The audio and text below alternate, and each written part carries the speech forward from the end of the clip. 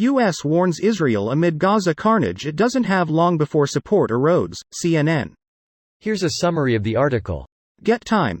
If U less than equals A and D less than equals L, throw new range error, invalid interval, return R. Inclusive. U less than equals L and D less than equals A. Ut. Isnan, T. Step 1. If S less than 1, Isnan, S, throw new range error, options. Step 1. If L less than 1, Isnan, L, throw new range error, options. Get time.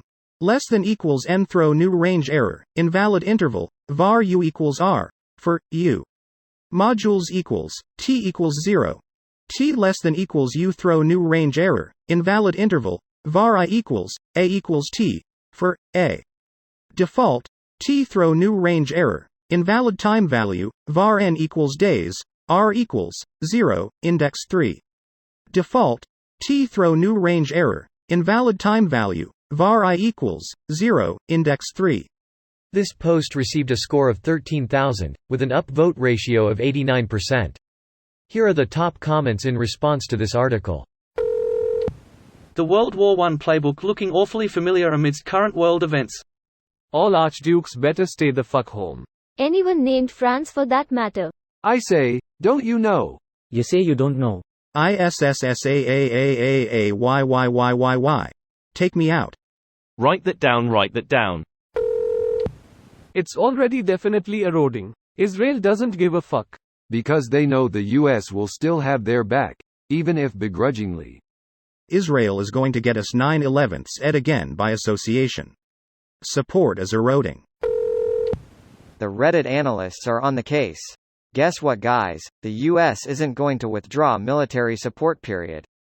This is no different than what's been happening. Applying pressure to make sure aid flows into Gaza and urging Israel to be cautious in its military action. Global politicians is more nuanced than a yes, no question. So you're right that the US isn't going to withdraw military support. That doesn't mean they are going to provide all the same support we have historically, or that we won't begin prioritizing other trading partners and strategic relationships if Israel is going to be a loose cannon and disregard the US. You can literally just read the headlines and see the US heavily influencing how Israel is handling the situation. You actually can't read just the headline and ascertain much of anything. That is exactly my point. Headlines are sensationalized to get views, limited by the author's access to sources, and often biased by the editorial organization. There is also a difference between private and public conversations, and what governments release publicly may be designed to influence a conversation rather than publicize government policy. The US does have options, on that we agree. I'm not sure that's a very impactful statement though. They have significantly deviated from that, sometimes just hours after stating things. They aren't being fools and announcing one thing then doing the opposite. They are being strong-armed, and there's only one entity capable of doing that. That doesn't mean the US gets to dictate everything, but if you don't see their influence, it's because you aren't paying attention or simply don't care. I remember when the US had a major terror attack on 9/11.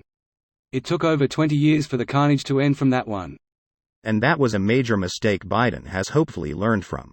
He literally told Israel, "Don't overreact like we did after 9/11s. We are not combatants in this conflict, nor should we be." I'm not sure what else people expect Biden to do.